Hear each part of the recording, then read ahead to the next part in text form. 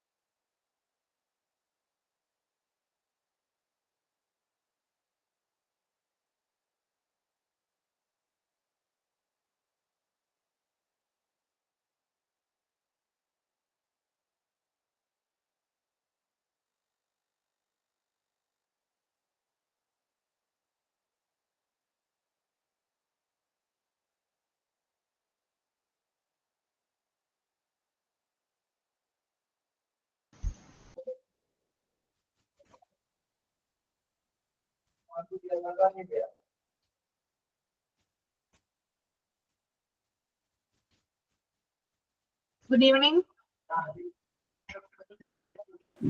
Good evening. Good evening, ma'am. Good evening. Good evening, all.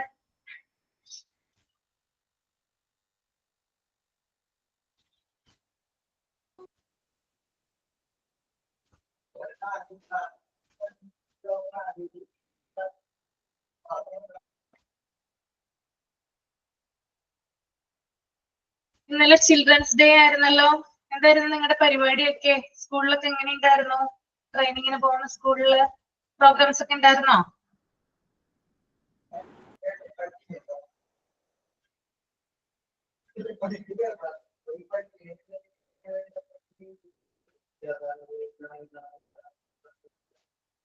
നിങ്ങളുടെ എന്തെങ്കിലും programme ഉണ്ടായിരുന്നോ? എന്തെങ്കിലും പ്രോഗ്രാം അവിടെ പ്രസന്റ് ചെയ്തായിരുന്നോ? എന്തെങ്കിലും റൈമോ അല്ലെങ്കിൽ എന്തെങ്കിലും മെസ്സേജോ എന്തെങ്കിലും ഉണ്ടായിരുന്നോ?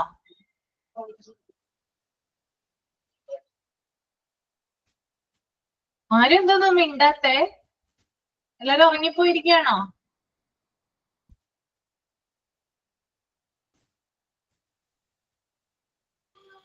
ഞങ്ങക്ക് പ്രോഗ്രാം ഒന്നും ഉണ്ടായില്ല മാം. ഞങ്ങളുടെ സ്കൂളിലായിരുന്നു കലോത്സവം. ഇന്ന് ലാസ്റ്റ് ഡേ ആണ്.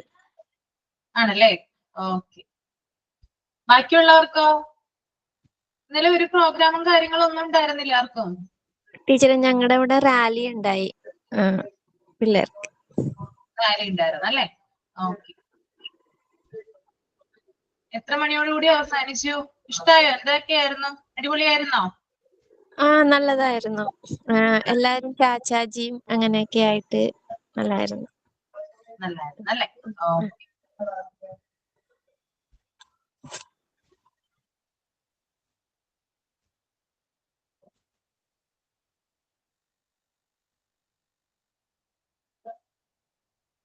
നമ്മളിപ്പോ എടുക്കുന്നത് യൂണിറ്റ് 5 ഡെവലപ്മെന്റ് പ്രൊഫൈൽ ആണ് കേട്ടോ.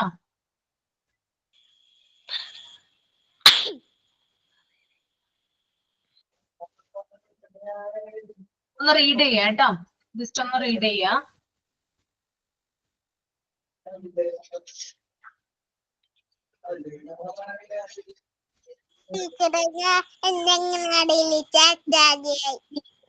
ചാച്ചാജി ആയോ? പേരെന്താ മോന്റെ? പേരെന്താ? എന്താണ്? ആരാധ്യ. ആരാധ്യ. ഓ, ചാച്ചാജി ആയല്ലേ? എന്തൊക്കെയായിരുന്നു? എന്ത് ഡ്രസ്, എന്ത് കളർ ഡ്രസ് ആയിട്ടിരുന്നേ ധരിച്ചിരുന്നേ? വെള്ള കളർ അല്ലേ? റോസാപ്പൂ ഒക്കെ വെച്ചായിരുന്നോ? ചേർന്നല്ലേ? ചോക്ലേറ്റ് കിട്ടിയോ? ലഡു കിട്ടിയോ? ലഡു കിട്ടിയോ? ലഡു കിട്ടിയല്ലേ? സദ്യ ആയിരുന്നോ? സദ്യ പായസമൊക്കെ കുടിച്ചോ? ആ നല്ലായിരുന്നോ? നല്ല രസം ഉണ്ടായിരുന്നോ? നല്ല ഭംഗിയുണ്ടായിരുന്നു അല്ലേ? ഓ പാട്ട് പാടി അല്ലേ? ആ കൂട്ടുകാരെയൊക്കെ കാണാനോ? കൂട്ടുകാരൊക്കെ ഒന്ന് കളിച്ചോ? പാട്ടൊക്കെ പാടി ഡാൻസ് ഒക്കെ കളിച്ചോ കൂട്ടുകാരൊത്ത്? പോയോ?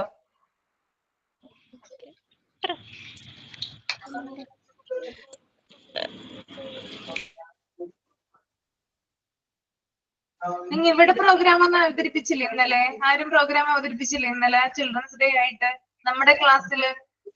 ചേട്ടൻ പാട്ട് എന്താ? ചേട്ടൻ പാട്ട് പാടി. പാട്ട് പാടിയില്ലേ? ആ നല്ല കുട്ടിയാണ് കേട്ടോ. ഇനിയും പാട്ട് പാടണം കേട്ടോ. പേടിച്ചൊന്നും നിൽക്കരുത്. എപ്പോഴും പാട്ട് പാടണം കേട്ടോ. ആ ഇടുക്കി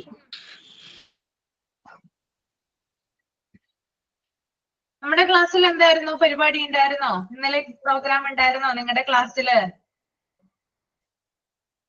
യെസ് മാം, പിള്ളേരുടെയും ഉണ്ടായി, പിന്നെ വലിയവരുടെയും ഉണ്ടായി. ഉണ്ടായിരുന്നു അല്ലേ? ഓക്കെ, എല്ലാരും നല്ല രീതിയിലൊക്കെ പ്രസന്റ് ചെയ്തു അല്ലേ? അതെ മാം. ആ ഓക്കെ, സന്തോഷം. ഓക്കെ, അപ്പൊ നമുക്ക് നേരെ യൂണിറ്റിലേക്ക് വരാം. യൂണിറ്റ് 5 ഡെവലപ്മെന്റ് പ്രൊഫൈൽ ഒന്ന് റീഡ് ചെയ്യാം കേട്ടോ.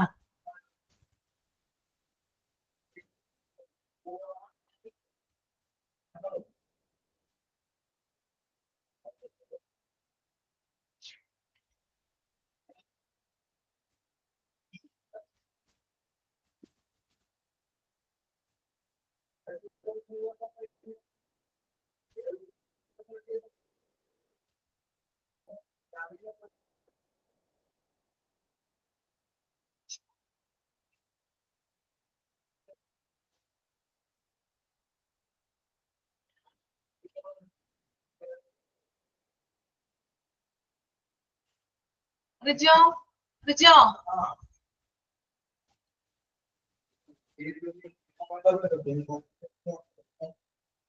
പോയാ അങ്ങനെ തോന്നിയിട്ടുണ്ടാവൂല. കാരണം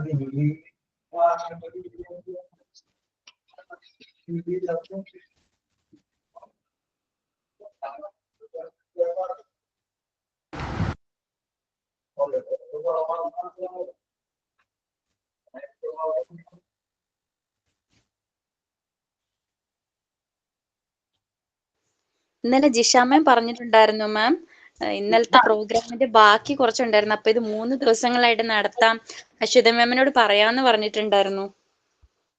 എന്നോട് പറഞ്ഞിട്ടുണ്ടായിരുന്നോ? മിസ് പറഞ്ഞിട്ടുണ്ടായിരുന്നു. മിസ് ഇവിടെ വന്നിട്ടുണ്ടായിരുന്നു. ഞങ്ങൾ കുറച്ച് മെറ്റീരിയൽസും കാര്യങ്ങളൊക്കെ ഡിസ്കസ് ചെയ്യാൻ വേണ്ടിയിട്ട് ഇന്ന് വന്നിട്ടുണ്ടായിരുന്നു. അപ്പൊ പറഞ്ഞു ഇന്നലെ ഇങ്ങനെ പ്രോഗ്രാം ഒക്കെ അവതരിപ്പിച്ചു എന്ന് പറഞ്ഞു എന്നോട് കേട്ടോ. അപ്പൊ ഇന്നലെ കഴിഞ്ഞില്ലേ അത്? അതിന്റെ ബാക്കി കുറച്ചുണ്ടായിരുന്നു. കുട്ടികളുടെ പ്രോഗ്രാം ഒക്കെ കുറച്ചും കൂടി ഉണ്ടായിരുന്നു എന്നൊക്കെ പറയുന്ന കേട്ടിട്ടുണ്ടായിരുന്നു. ഗ്രൂപ്പിലൊക്കെ പറഞ്ഞിട്ടുണ്ടായിരുന്നു 3 ദിവസത്തേനാക്കിന്നേ. അതുകൊണ്ട് ചോദിച്ചാ മാം. എന്തെങ്കിലും നമുക്ക് അവതരിപ്പിക്കാൻ കുഴപ്പമില്ല. ഇന്നലത്തോടുകൂടി അവസാനിപ്പിച്ചിട്ടില്ലെങ്കിൽ നമുക്കത് പ്രസന്റ് ചെയ്യാം, പ്രശ്നമില്ല. റെഡിയാണോ? അതിനുള്ള ആളുകൾ റെഡിയാണോ? അതറിയില്ല, ഇന്നലെ പറഞ്ഞിരുന്നു, അതുകൊണ്ട് ചോദിച്ചതാ മാം. സോറി. ആണല്ലേ? ഓക്കെ. നിങ്ങൾക്ക് 3 ദിവസം കൊണ്ടത്, അതായത് ഇന്നലെ അത് കഴിഞ്ഞിട്ടില്ല, സ്റ്റോപ്പ് ചെയ്തിട്ടില്ല എങ്കിൽ നമുക്ക് ഇന്നത് കണ്ടിന്യൂ ചെയ്യാം. കുറച്ചു നേരം അതിനു വേണ്ടി മാറ്റി വെക്കാം. ഉള്ള സമയം മുഴുവനല്ല കേട്ടോ, നമുക്ക് പഠിക്കാനും കൂടി സമയം വേണം. കുറച്ച് സമയം അതിനു വേണ്ടി മാറ്റി വെക്കാം. ദെൻ ജോബ് സാറിന്റെ ക്ലാസ് മൺഡേ ഉണ്ടാവും, അതിനകത്തും കുറച്ച് കാര്യങ്ങൾ എന്തെങ്കിലും ചെയ്യാം. അപ്പൊ ആളുകൾ റെഡിയാണോ അതിനു വേണ്ടിയിട്ട്? നിങ്ങൾ ഇന്നലത്തെ പരിപാടിയുടെ ഇനി കണ്ടിന്യൂ ചെയ്യാനുള്ള ആളുകൾ റെഡിയാണോ?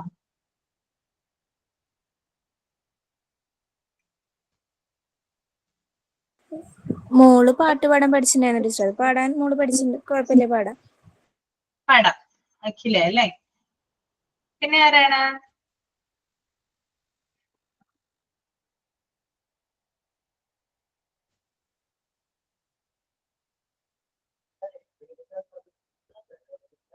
ഇന്നലെ ഗ്രൂപ്പില് കുറെ പേര് മെസ്സേജ് ഇട്ടിട്ടുണ്ടായിരുന്നു. പക്ഷെ ഇപ്പൊ ക്ലാസ് ടൈം അഡ്ജസ്റ്റ് ചെയ്യാൻ വേണ്ടിയിട്ടാണ് ഫസ്റ്റ് 15 മിനിറ്റ്സ് ജിഷ മാം കുറച്ചു പേരുടെ വച്ചത്. അപ്പൊ ബാക്കി 3 ക്ലാസ്സിലായിട്ടാണ് പറഞ്ഞത്. പക്ഷെ ഇന്ന് അങ്ങനെ ആരും ഗ്രൂപ്പിലൊന്നും കോർഡിനേഷന്റെ കാര്യം ഒന്നും പറഞ്ഞില്ല. ഇനിയിപ്പോ ഇപ്പോ ഓൺലൈൻ ഉള്ള ആരെങ്കിലും പറയുകയാണെങ്കിൽ ചെയ്യാൻ പറ്റും. അതാണ് ഞാൻ ചോദിച്ചത്. ആരെങ്കിലും റെഡി ആണെങ്കിൽ നമുക്ക് ചെയ്യാം, കുഴപ്പമില്ല കേട്ടോ.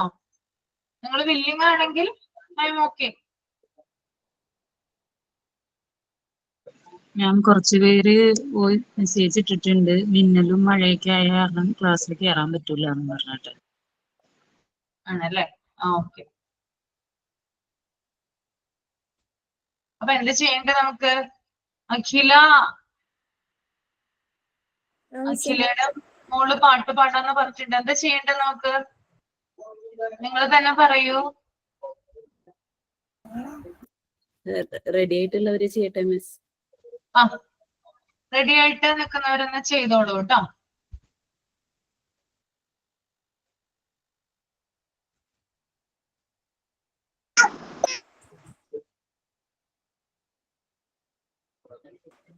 എന്നാ പാടട്ടെ മിസ്സേ? Video on ആക്കണത്?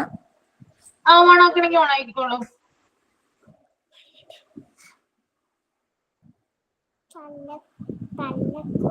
മുട്ടയിട്ട് കൊത്തരിഞ്ഞു 1 2 3 4 5 കുഞ്ഞുങ്ങൾ.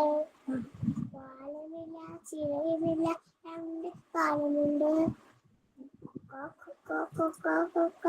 നല്ല കോഴിയും കോഴി കുഞ്ഞും. Thank you. പേരെന്താ മോളു? ഭാവിക.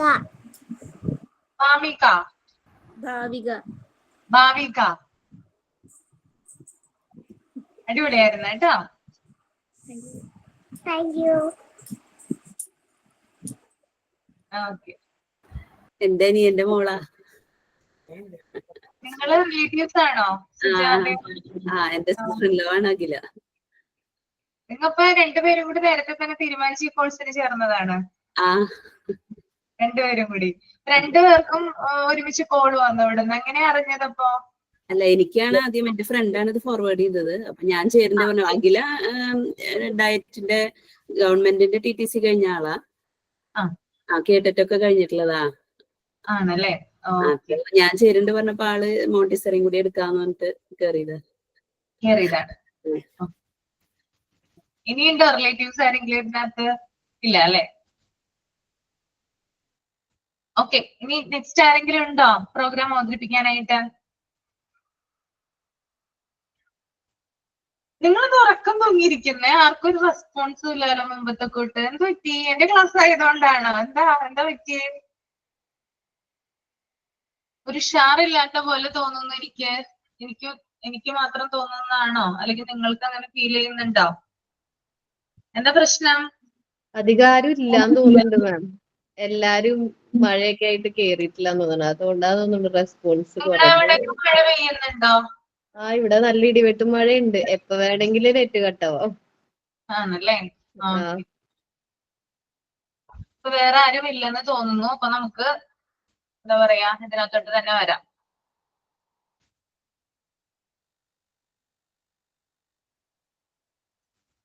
വായിച്ചെന്ന് വിചാരിക്കുന്നത് കേട്ടോ. ഡെവലപ്മെന്റ് പ്രൊഫൈൽ എന്ന് പറഞ്ഞാൽ എന്താണ്? അതായത് കുട്ടിക്കാലത്തെ കുട്ടിയുടെ പെരുമാറ്റം അല്ലെ, ബിഹേവിയർ ഉണ്ടല്ലോ കുട്ടിയുടെ, അതിനെ ബേസ് ചെയ്തുകൊണ്ട് കുട്ടിയുടെ പേഴ്സണാലിറ്റി ക്യാരക്ടറിസ്റ്റിക്സ് ഇവാലുവേറ്റ് ചെയ്യുന്ന ഒരു സ്റ്റാൻഡേർഡ് ടൂൾ ആണ് ഡെവലപ്മെന്റ് പ്രൊഫൈൽ കേട്ടോ. അതിനകത്ത് കുറെ കാര്യങ്ങൾ ആവശ്യമില്ലാതെ കൊടുത്തിട്ടുണ്ട്. അതായത് ഒരു കുട്ടി എങ്ങനെയാണ് ഓടുന്നത്, അല്ലെങ്കിൽ എങ്ങനെയാണ് സങ്കീർണമായിട്ടുള്ള കോംപ്ലക്സ് ആയിട്ടുള്ള വേർഡ്സ് കുട്ടികൾ പറയുന്നത്, അതൊന്നും നമുക്ക് വ്യക്തമായിട്ട് ചിലപ്പോ ഒരു എന്താ പറയാ പ്രൊഫൈൽ അല്ലെങ്കിൽ അത് നമുക്കൊന്ന് റിപ്പോർട്ട് ചെയ്തൊന്നും വെക്കാനായിട്ട് പറ്റില്ല. കുട്ടിയുടെ ബിഹേവിയർ എങ്ങനെയാണ്, കുട്ടിക്കാലത്ത് എങ്ങനെയാണ് കുട്ടി ബിഹേവ് ചെയ്യുന്നത്, എത്രമാത്രമാണ് കുട്ടിയുടെ ബുദ്ധിവികാസം ഉള്ളത്, അല്ലെങ്കിൽ മറ്റുള്ളവരോട് പെരുമാറുന്ന രീതി എങ്ങനെയാണ്, കുട്ടിക്ക് ഫിസിക്കൽ ആയിട്ടുള്ള കുട്ടിയുടെ ക്യാരക്ടറിസ്റ്റിക്സ് എങ്ങനെയാണ്, മെന്റൽ ആയിട്ടുള്ള ക്യാരക്ടറിസ്റ്റിക്സ് എങ്ങനെയാണ്, കുട്ടിക്ക് എത്രത്തോളം എന്താ പറയാ കപ്പാസിറ്റി ഉണ്ട്, അങ്ങനെയുള്ള കാര്യങ്ങളൊക്കെ എന്താണ് ഇവാലുവേറ്റ് ചെയ്ത് അത് ഒരു എന്താ പറയുക ഒരു സ്റ്റാൻഡേർഡ് ടൂളിലൂടെ അല്ലെങ്കിൽ ഇത് രേഖപ്പെടുത്തി വെക്കുന്നതാണ് എന്ത് പറയുന്നത് ഡെവലപ്മെന്റ് പ്രൊഫൈൽ എന്ന് പറയുന്നത് കേട്ടോ.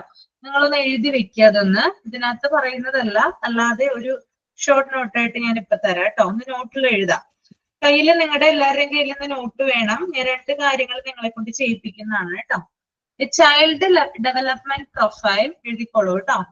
A child development profile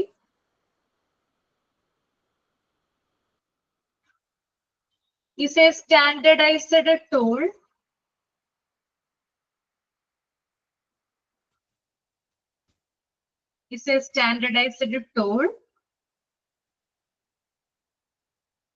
for measuring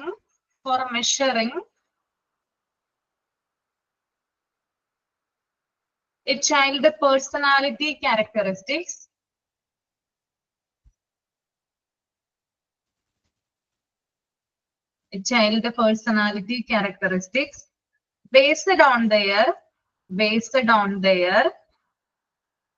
early childhood behavior.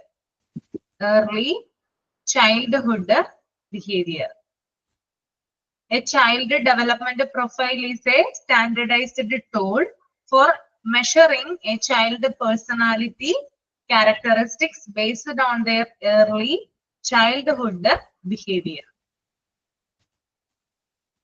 എഴുതിയോ?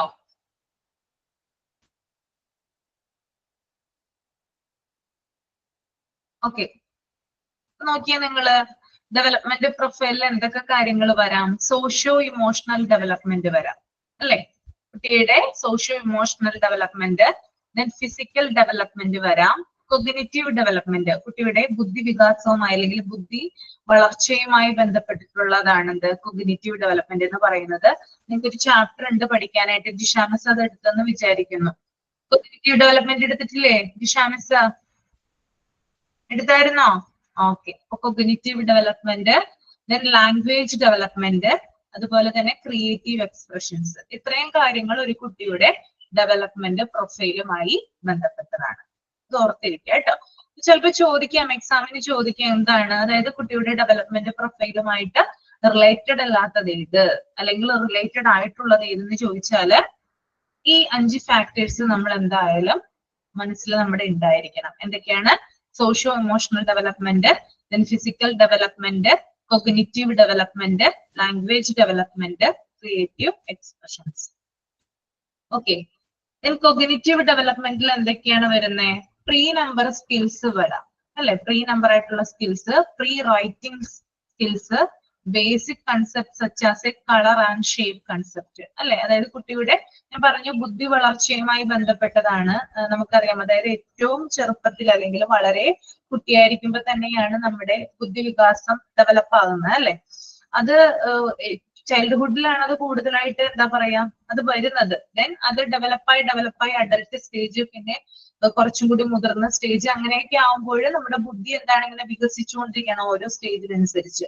നമ്മൾ കണ്ടിട്ടില്ലേ ചില കുട്ടികളൊക്കെ എന്താണ്, അതായത് അതായത് ചില സ്കൂളുകളുണ്ട് അല്ലെ? അതായത് ചില കുട്ടികൾക്ക് കുറച്ചും കൂടി എന്താണ് ബുദ്ധി കുറച്ച് പുറകിലോട്ടായിരിക്കുള്ളൂ. അങ്ങനെ സെപ്പറേറ്റ് ആയിട്ട് സ്കൂളുകളും കാര്യങ്ങളൊക്കെ ഉണ്ട്. അവിടെ ജോയിൻ ചെയ്യിപ്പിക്കുന്ന കുറെ കുട്ടികളുണ്ട്. അപ്പോ ഇവർക്ക് ശരിക്കും ബേസ് തുടങ്ങിയ തന്നെ ബേസിൽ നമുക്ക് തിരിച്ചറിയണം കുട്ടിയുടെ ബുദ്ധിവികാസം എങ്ങനെയാണ് നമുക്ക് ഐഡന്റിഫൈ ചെയ്യാനായിട്ട് സാധിക്കും. ഒരു ടീച്ചർ എന്ന രീതിയിൽ നിങ്ങൾക്ക് അറിയാൻ പറ്റും ഒരു സ്കൂളില് അല്ലെങ്കിൽ ഒരു ക്ലാസ് റൂമിൽ പഠിപ്പിക്കുമ്പോൾ കുട്ടികളുടെ IQ ലെവലൊക്കെ എത്രയാണെന്ന് നിങ്ങൾക്ക് പെട്ടെന്ന് തന്നെ മനസ്സിലാവും. അല്ലെങ്കിൽ പുറകോട്ട് പോകുന്ന കുട്ടികളുടെ ആ ഒരു അപ്പിയറൻസ് ഒക്കെ പെട്ടെന്ന് നിങ്ങൾക്ക് മനസ്സിലാവുന്നതായിരിക്കും. അപ്പൊ കുട്ടിയുടെ ആ ബുദ്ധിവികാസവുമായി ബന്ധപ്പെട്ടതാണ് എന്ത് കൊഗ്നിറ്റീവ് ഡെവലപ്മെന്റ് എന്ന് പറയുന്നത് കേട്ടോ. ഇത് അനുസരിച്ചിട്ടാണ് അവരുടെ സ്കില്ലുകളൊക്കെ, അതായത് എഴുതാൻ. ഇപ്പൊ നമുക്കറിയാം ഓരോ കുട്ടികൾക്ക്, ചില കുട്ടികൾ വളരെ നേരത്തെ എഴുതാനും വായിക്കാനൊക്കെ പഠിക്കും. ചില കുട്ടികളാണെങ്കിൽ കുറച്ചും കൂടി എന്താ പറയാ ഇപ്പോഴും 8ലും 9ലും ഒക്കെ പഠിക്കുന്ന കുട്ടികൾക്ക് ശരിക്കും പറഞ്ഞാൽ ചില കുട്ടികൾക്ക് നന്നായി എഴുതാനോ വായിക്കാനോ ഒന്നും അറിയില്ല. അങ്ങനത്തെയും പിള്ളേരുണ്ട് നമ്മുടെ സ്കൂളുകളിൽ അല്ലെ? ബാക്ക്വേർഡ് ആയിട്ട് നിൽക്കുന്ന ധാരാളം കുട്ടികളുണ്ട്. അപ്പോ ഇതൊക്കെ എന്താ പറയാ ശരിക്കും കുട്ടിക്കാലം മുതൽ തന്നെ നമ്മൾ ബേസിട്ട് കൊടുത്താലാണ് എന്ത് പറ്റുക ഈ ഒരു കാര്യങ്ങൾ കുട്ടിക്ക് ഡെവലപ്പായി വരിക. ഓക്കെ. ദെൻ ലാംഗ്വേജ് ഡെവലപ്മെന്റിൽ വരുന്നത് listening skill and oral expression ആണ്. കേൾക്കാനുള്ള കഴിവ്, അതുപോലെ തന്നെ പറയാനുള്ള കഴിവ് അല്ലെ. എന്ത് ലാംഗ്വേജ് ആയിക്കോട്ടെ, ആ കുട്ടിയുടെ റീജിയണൽ ലാംഗ്വേജ് ആയിക്കോട്ടെ, അല്ലെങ്കിൽ മറ്റ് ലാംഗ്വേജസ്, ഇംഗ്ലീഷ്, ഹിന്ദി, അറബി പോലുള്ള മറ്റ് ഭാഷകളായിക്കോട്ടെ, ആ കുട്ടിക്ക് അത് കേൾക്കാനും അതുപോലെ തന്നെ അത് പറയാനുമുള്ള കഴിവിനെയാണ് എന്ത് പറയുന്നത്, ലാംഗ്വേജ് ഡെവലപ്മെന്റ് എന്ന് പറയുന്നത്. ദെൻ ക്രിയേറ്റീവ് എക്സ്പ്രഷനിൽ വരുന്നതാണ് music, singing, drawing or painting, craft, അതുപോലെ തന്നെ dramas, role play, making a strong poem or game or toy etcetera. അതൊക്കെ ക്രിയേറ്റീവ് ആയിട്ടുള്ള കാര്യങ്ങളാണ് അല്ലെ. അതായത് മ്യൂസിക്, പാടാനുള്ള കഴിവ്, അത് ഡിപ്പെൻസ്, ഓരോരുത്തരുടെ ഇതനുസരിച്ചിട്ടാണ് ഇരിക്കുന്നത്. ചില കുട്ടികൾക്ക് ഞാൻ പറഞ്ഞു, ചില കുട്ടികൾക്ക് പാടാനുള്ള കഴിവുണ്ടായിരിക്കാം, എന്നാൽ ചില കുട്ടികൾക്ക് ഡാൻസ് ചെയ്യാനായിരിക്കും കഴിവ്. അതൊക്കെ അവരുടെ ക്രിയേറ്റിവിറ്റിയാണ്.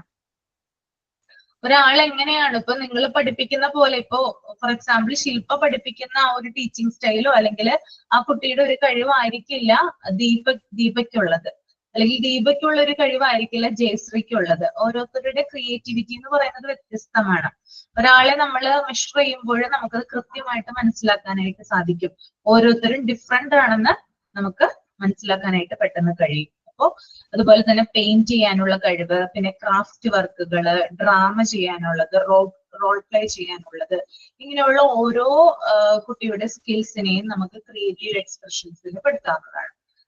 ഓക്കെ, ഇനി നമ്മൾക്കൊരു sample of page for observation of ചൈൽഡിന്റെ ഒരു കുട്ടിയുടെ ബിഹേവിയർ അല്ലെങ്കിൽ ആ കുട്ടിയുടെ ക്യാരക്ടറിസ്റ്റിക്സിനെ ഒബ്സർവ് ചെയ്യുന്നതിന് വേണ്ടിയിട്ട് ഒരു സാമ്പിൾ പോലെ ഇവിടെ കൊടുത്തിട്ടുണ്ട്. എന്തൊക്കെ കാര്യങ്ങളാണ് അതിനകത്ത് ഉൾപ്പെടുത്തുന്നത് കേട്ടോ. ഡെവലപ്മെന്റ് പ്രൊഫൈൽ എന്തൊക്കെ കാര്യങ്ങളാണ് നമുക്ക് ഇൻക്ലൂഡഡ് ആയിട്ടുള്ളതെന്ന് നോക്കാം. കുട്ടിയുടെ നെയിം വേണം, ദെൻ കുട്ടിയുടെ ഏജ്, ദെൻ കുട്ടിയുടെ അഡ്രസ്സ്, അതുപോലെ തന്നെ കുട്ടിയുടെ ടെലിഫോൺ നമ്പർ, പിന്നെ അച്ഛന്റെ പേര്, അച്ഛന്റെ ഒക്യുപ്പേഷൻ, അമ്മയുടെ പേര്, അമ്മയുടെ ഒക്യുപ്പേഷൻ, പിന്നെ കുട്ടിയുടെ വെയിറ്റ്, കുട്ടിയുടെ ഹൈറ്റ്, അതുപോലെ തന്നെ കുട്ടിയുടെ physical development, then motor development, ചലനം, മൂവ്മെന്റുമായി ബന്ധപ്പെട്ടുള്ള കാര്യങ്ങള്, സോഷ്യോ ഇമോഷണൽ ഡെവലപ്മെന്റ്, ഇത്രയും കാര്യങ്ങൾ. അതുപോലെ തന്നെ കോഗ്നിറ്റീവ് ഡെവലപ്മെന്റ്, ബുദ്ധിവികാസവുമായി ബന്ധപ്പെട്ടുള്ള കാര്യങ്ങള്, ലാംഗ്വേജ് ഡെവലപ്മെന്റ്, ക്രിയേറ്റീവ് എക്സ്പ്രഷൻസ്. അപ്പൊ ഈ കാര്യങ്ങളൊക്കെ ഇതിനകത്ത് പോയിന്റ് ഔട്ട് ചെയ്ത് വെച്ചിട്ടുണ്ടാവും. അപ്പോ ഒരു ക്ലാസ്സില് ഒരു 30 കുട്ടികളാണ് ഉള്ളതെങ്കിൽ ആ കുട്ടിയുടെ ഡെവലപ്മെന്റ് പ്രൊഫൈലില് ഉൾപ്പെടുന്ന കാര്യങ്ങളാണ് കേട്ടോ ഇതൊക്കെ. ഓരോ കാര്യങ്ങളും അതിനകത്ത് ഉണ്ട്. അതായത് മോട്ടോർ ഡെവലപ്മെന്റ് എന്ന് പറഞ്ഞാൽ നിങ്ങൾക്ക് അറിയാലോ, ചലനവുമായി ബന്ധപ്പെട്ടുള്ള, മൂവ്മെന്റുമായി ബന്ധപ്പെട്ടുള്ള കാര്യങ്ങളാണ്. കുട്ടിയുടെ ആ ഒരു ക്രിയേറ്റിവിറ്റി കാര്യങ്ങൾ, കുട്ടി ചെയ്യുന്ന പ്രവർത്തനങ്ങള്, ആക്ടിവിറ്റീസ് ഒക്കെ മോട്ടോർ ഡെവലപ്മെന്റുമായിട്ട് ബന്ധപ്പെടുത്താവുന്നതാണ്. ഓക്കെ, അപ്പൊ ഇത്രയും കാര്യങ്ങളാണ് ഇതിനകത്ത് വരിക. ക്ലിയർ ആണോ പറഞ്ഞത്?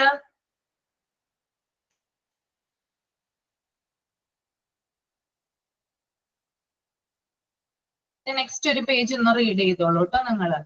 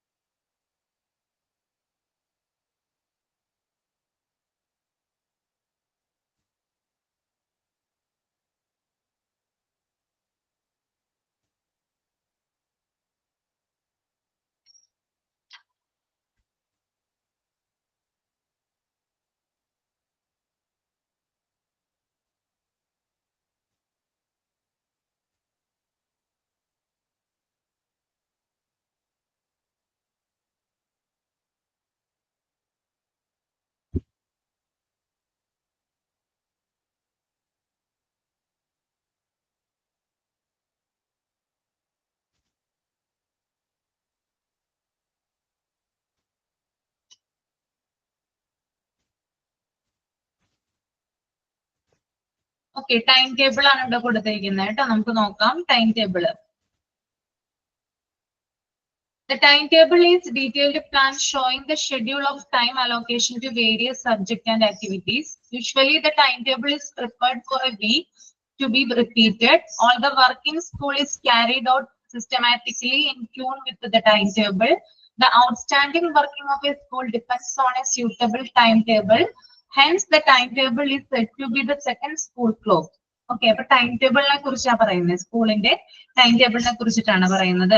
അതായത് ടൈം ടേബിൾ എന്ന് പറയുന്നത് പല സബ്ജക്റ്റുകൾക്ക് വേണ്ടിയിട്ട് ഡിഫറെന്റ് ആയിട്ടുള്ള ടൈം അലോക്കേറ്റ് ചെയ്യുന്നതിനെയാണ് നമ്മൾ എന്ത് പറയാ, ടൈം ടേബിൾ എന്ന് പറയാം. സ്കൂളിനെ സംബന്ധിച്ച് സ്കൂളിലെ കുട്ടികൾക്ക് പഠിക്കാൻ ഉള്ള ആവശ്യത്തിന് വേണ്ടിയിട്ട് പല പല സബ്ജക്റ്റുകളെ ഓരോ ടൈം ഷെഡ്യൂൾ വെച്ചിട്ട് എന്ത് ചെയ്യുന്നുണ്ട്, ക്രമീകരിക്കുന്നുണ്ട്. അതിനെയാണ് ടൈം ടേബിൾ എന്ന് പറയാം. സാധാരണ ഒരു വീക്കിലേക്കാണ് ടൈം ടേബിൾ തയ്യാറാക്കാന്ന് പറയുന്നത്. ഇവിടെ പറയുന്നതാണ് കേട്ടോ, നമുക്കൊരു ഫിക്സഡ് ആയിട്ടുള്ള ടൈം ടേബിൾ ആയിരിക്കും ഉണ്ടാവുക. എപ്പോഴും സ്കൂൾ അക്കാദമിക് സ്റ്റാർട്ട് ചെയ്യുമ്പോൾ നമുക്കൊരു കുട്ടികൾക്കൊക്കെ ഒരു ടൈം ടേബിൾ അവിടെ കൊടുത്തിരിക്കും. ആ ടൈം ടേബിൾ അനുസരിച്ചിട്ടാണ് പിന്നീട് അങ്ങോട്ട് എന്ത് ചെയ്യുക, അവിടെ ആ ഒരു സബ്ജക്റ്റുകളൊക്കെ കൈകാര്യം ചെയ്യുക. പക്ഷെ ഇതിനകത്ത് പറയുന്നത് ഒരു വീക്കിലേക്കാണ് ടൈം ടേബിൾ കൊടുക്കുന്നതെന്നാണ് പറയുന്നത് കേട്ടോ.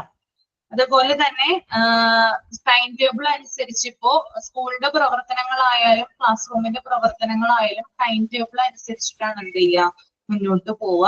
ഒരു സ്കൂളില് മികച്ച രീതിയിലുള്ള ഒരു പ്രവർത്തനം കാഴ്ചവെക്കുന്നതിന് വേണ്ടിയിട്ട് ടൈം ടേബിൾ എന്ന് പറയുന്നത് വളരെ എസെൻഷ്യൽ ആയിട്ടുള്ള ഒന്നാണ്. അതുകൂടാതെ ഒരു ടൈം ടേബിൾ എന്ന് പറയുമ്പോൾ ആ സ്കൂളിന്റെ സെക്കൻഡ് ക്ലോക്ക് ആയിട്ട് അതിനെ വിശേഷിപ്പിക്കാവുന്നതാണ്. ഇപ്പൊ ടൈം ടേബിൾ എന്ന് പറയുന്നത് എത്രമാത്രം ഇമ്പോർട്ടന്റ് ആണ് നമുക്ക് തന്നെ അറിയാം. അക്കാദമിക് ഇയർ സ്റ്റാർട്ട് ചെയ്ത് കഴിഞ്ഞാൽ കുട്ടികൾ ചിലപ്പോൾ ആദ്യമൊന്നും ടൈം ടേബിൾ കിട്ടിയിട്ടുണ്ടാവണമെന്നില്ല. ചില കുട്ടികൾ ചിലപ്പോൾ 2 or 3 ബുക്സ് ആയിരിക്കും കൊണ്ടുവരിക, അല്ലെങ്കിൽ എല്ലാ ബുക്സും കൊണ്ട് ബാഗിൽ എടുത്തു വെച്ച് കൊണ്ടുപോകുന്ന പിള്ളേരുണ്ട്. അപ്പൊ ആദ്യം ഒരാഴ്ചത്തേക്ക് നമുക്കതൊന്നും കിട്ടിയെന്ന് വരില്ല. പിന്നീട് ഒരാഴ്ചയൊക്കെ ഒരു വീക്ക് കഴിഞ്ഞിട്ടാണ് ഇത് കിട്ടുക, നമുക്ക് ടൈം ടേബിൾ കുട്ടികളുടെ കയ്യിൽ കിട്ടുക. പിന്നീട് ആ ടൈം ടേബിൾ അനുസരിച്ച് എന്ത് ചെയ്താൽ മതി, കുട്ടികള് സബ്ജക്റ്റുകൾ കൊണ്ടുപോയാൽ മതി, അല്ലെ ബുക്കുകൾ കൊണ്ടുപോയാൽ മതി. അതനുസരിച്ചിട്ടായിരിക്കും അവർ ഇടുക. അപ്പൊ ടൈം ടേബിൾ എന്ന് പറയുന്നത് സ്കൂളിനെ സംബന്ധിച്ച് വളരെ ഇമ്പോർട്ടന്റ് ആയിട്ടുള്ള ഒരു ഘടകമാണ്. ഓക്കെ, ഇപ്പൊ സ്കൂളിന് മാത്രം മതിയോ അല്ലെങ്കിൽ കുട്ടികൾക്ക് മാത്രം മതിയോ ടൈം ടേബിൾ? നിങ്ങളുടെ അഭിപ്രായം എന്താണ്? ആർക്കൊക്കെ വേണം ടൈം ടേബിള്? സ്കൂളിലെ കുട്ടികൾക്ക് മാത്രം മതിയോ? ഇല്ല പക്ഷേ നമുക്കും വേണ്ട ടൈം ടേബിള്. നമ്മളൊരു ദിവസം രാവിലെ തുടങ്ങണതല്ല, നമുക്കൊരു ടൈം ഷെഡ്യൂൾ ഉണ്ടെങ്കിൽ നല്ലതാണ്. അല്ല, രാവിലെ എണീക്കുന്നു, ഓരോന്ന് പ്രിപ്പയർ ചെയ്യുന്നു, പിള്ളേരെ വിടുന്നു, അത് തന്നെ ഒരു ടൈം ടേബിൾ അല്ലേ. അതിൽ പോവുകയാണെങ്കിൽ കാര്യങ്ങൾ എളുപ്പമാവും. അതിലേക്കാണ് ഞാൻ വന്നത്. എത്ര പേർക്കുണ്ട് ടൈം ടേബിൾ ഇതിനകത്ത്? ചോദിക്കട്ടെ, എത്ര പേരാണ് ടൈം ടേബിൾ അനുസരിച്ച് ജീവിക്കുന്നേ? ആരൊക്കെയുണ്ട്? ഒന്ന് ഹാൻഡ് റൈസ് ചെയ്തേ. ആരൊക്കെയുണ്ട് ടൈം ടേബിൾ അനുസരിച്ച് ജീവിതം മുന്നോട്ട് കൊണ്ടുപോകുന്നേ? സുജാത കോമാട്ടലുണ്ട്, ജയശ്രീ ഉണ്ട്, അശ്വതി ഉണ്ട്, റുബി ഉണ്ട്, അഞ്ജലി, സിജി സാമുവൽ ഉണ്ട്. കൊള്ളാലോ. എങ്ങനെയുണ്ട് ടൈം ടേബിൾ? എത്ര നാളായി? എപ്പൊ തുടങ്ങിയാണ് പ്രിപ്പയർ ചെയ്ത ടൈം ടേബിൾ? ഈ ഇടയ്ക്കാണോ അല്ലെങ്കിൽ വളരെ കാലം മുമ്പാണോ? ഒന്ന് പറഞ്ഞു എന്നോട്. എനിക്കും കൂടി പഠിക്കാനാണ്. ജയശ്രീ, നമ്മളൊന്ന് പറയാവോ, ടൈം ടേബിൾ എത്ര നാളായി പ്രിപ്പയർ ചെയ്തിട്ട്? മാം കുറച്ചു നാളായി. കാരണം ഹസ്ബൻഡ് വർക്ക് ചെയ്യണ ഇലക്ട്രോണിക്സിന്റെ കമ്പനിയിലാണ്. അപ്പൊ ആൾക്ക് 3 ഷിഫ്റ്റാ. രാവിലെ ഉണ്ട്, ഉച്ചയ്ക്ക് ഉണ്ട്, നൈറ്റ് ഉണ്ട്. അപ്പൊ അതനുസരിച്ചിട്ട് ഇപ്പൊ 7 മണിക്ക് പോകണമെങ്കിൽ നമ്മൾ ഒരു 4 o'clock എല്ലാം സ്റ്റാർട്ട് ചെയ്ത് കഴിഞ്ഞാൽ എല്ലാം ആവുള്ളൂ.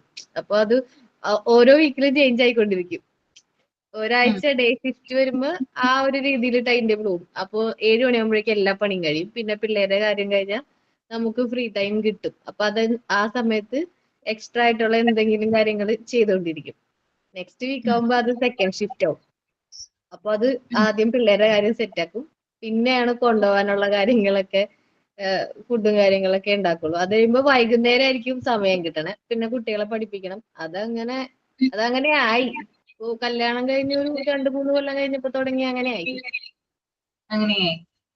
അപ്പൊ ഈ ഉറക്കത്തിന്റെ ഒക്കെ സമയം, നീക്കുന്നത് കിടക്കുന്നതൊക്കെ അതിനകത്തൊക്കെ ചേഞ്ച് വരുത്തത് ഈ ടൈം ടേബിൾ അനുസരിച്ച്? ഉറക്കം പക്ഷെ എന്നാലും ഈ പറഞ്ഞ പോലെ നമ്മളങ്ങനെ ഡെയിലി ആ ഒരു ടൈമില് പക്ഷെ 4 മണിക്ക് സെക്കൻഡ് ഷിഫ്റ്റ് ഒക്കെ വരുമ്പോ 4 മണിക്ക് എണീക്കില്ല. എന്നാലും ഒരു 5:30 ആകുമ്പോൾ എണീക്കും. അല്ലെങ്കിൽ പിന്നെ കുട്ടികൾക്ക് 8:30 ആകുമ്പോഴേക്കും പോണം. അല്ലെങ്കിൽ പിന്നെ അവരുടെ കാര്യങ്ങള് ശരിയാവില്ല. അപ്പൊ മാക്സിമം അത്രയൊക്കെ കിടക്കുള്ളൂ. സൺഡേ മാത്രം കുറച്ചു നേരം കിടന്നല്ലേ ഉള്ളൂ. ബാക്കി അത് അങ്ങനെ പോവും. അതങ്ങനെ ഇപ്പൊ ശീലായി. ഇത് എന്തെങ്കിലും ഒരു ഡയറിയിലോ എന്തെങ്കിലും നോട്ട് പാഡിലോ എഴുതി വെക്കോ? അതിനൊന്നും നേരൊന്നുമില്ല. പക്ഷെ നമുക്ക് കിട്ടുന്ന ബുക്കൊന്നും വെച്ചാൽ ശരിയാവില്ല. അപ്പൊ നമ്മള് മൊത്തത്തില് തെറ്റിപ്പോകും. പക്ഷെ നമ്മളത് ചെയ്ത് അതൊരു ഓർഡർ ആയി.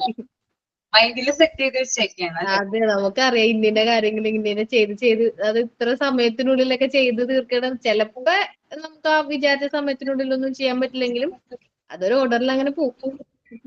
വലിയ കുഴപ്പമില്ലാണ്ട് പോകുന്നുണ്ട്.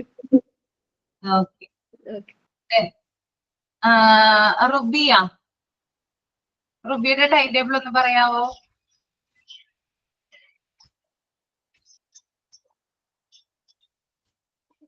Hello ma'am. എനിക്ക് ക്ലാസ്സിന് പോകുന്നുണ്ട് ഡിഗ്രിക്ക്.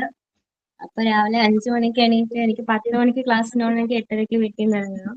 അപ്പൊ അതനുസരിച്ച് ചെയ്യുന്നുണ്ട്. അതനുസരിച്ചിട്ടല്ലേ?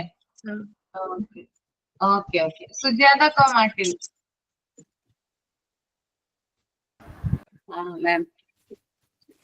എങ്ങനെയാണ് ടൈം ടേബിൾ എന്ന് പറയാവോ? രാവിലെ ഒരു 4:30 ആവുമ്പോ എന്റെ ഒരു ഡേ തുടങ്ങും.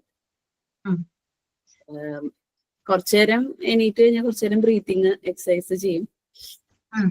അത് കഴിഞ്ഞാൽ പിന്നെ കിച്ചണിലേക്ക് പോകും.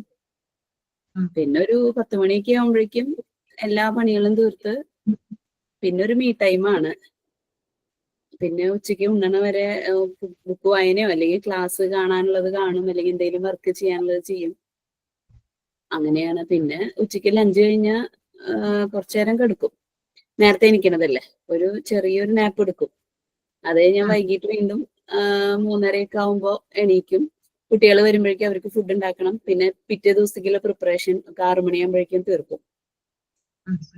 പിന്നെ കുളിച്ച് വന്ന കുറച്ച് നാമം ചൊല്ലി പിന്നെ 1 മണിക്കൂർ എനിക്ക് യോഗ ക്ലാസ് ഉണ്ട്. അത് കഴിഞ്ഞാൽ നമ്മുടെ ക്ലാസ്. അത് കഴിയുമ്പോഴേക്കും കിച്ചണൊക്കെ ക്ലോസ് ചെയ്യേണ്ട ടൈമായി. അത് കഴിഞ്ഞാൽ പിന്നെ ഹസ്ബൻഡിന്റെ ഫോണും വന്ന പിന്നെ അന്നത്തെ ദിവസം കഴിഞ്ഞു.